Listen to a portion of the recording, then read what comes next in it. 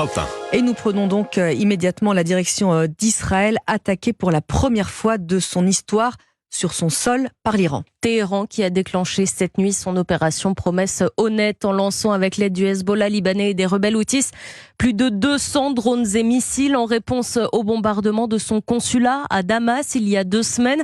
99% ont été interceptés avec l'aide des États-Unis selon l'armée israélienne, mais dans le pays, la nuit a été très longue. Les précisions de la correspondante d'Europe 1 à Tel Aviv, Ariane Ménage. Beaucoup d'Israéliens ont gardé cette nuit les yeux rivés sur les chaînes de télévision. Sur les écrans, le porte-parole de l'armée israélienne a multiplié les apparitions pour expliquer à la population les consignes de sécurité.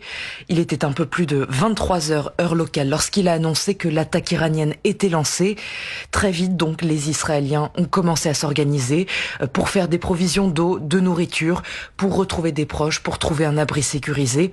Et puis, passé 1h du matin, les sirènes d'alerte ont commencé à retentir dans plusieurs villes, à Jérusalem notamment, ou à Beersheva, grande ville du sud du pays.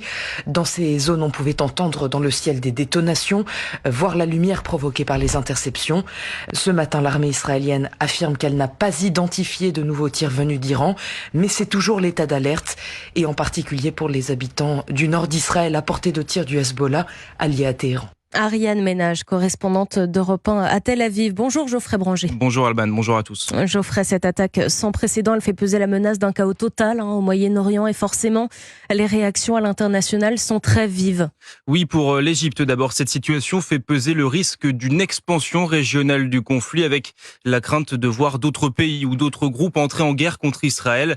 Côté européen aussi, Allemagne, Italie, France, on s'inquiète de voir la région tomber dans le chaos. Une crainte justifiée selon David Rigoulet-Rose, docteur en sciences politiques, spécialiste du Moyen-Orient. On est clairement là dans un risque d'engrenage régional majeur. Il y a un choix lourd de la part de l'Iran qui prend un risque majeur en s'engageant dans une confrontation directe et en attendant évidemment une réponse directe de la part du pays visé, en l'occurrence l'État hébreu. Les États-Unis condamnent fermement cette attaque. Les forces américaines ont d'ailleurs contribué à abattre les drones et les missiles tirés sur Israël hier.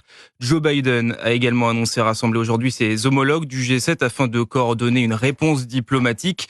L'Angleterre, de son côté, a envoyé la Royal Air Force pour soutenir Israël.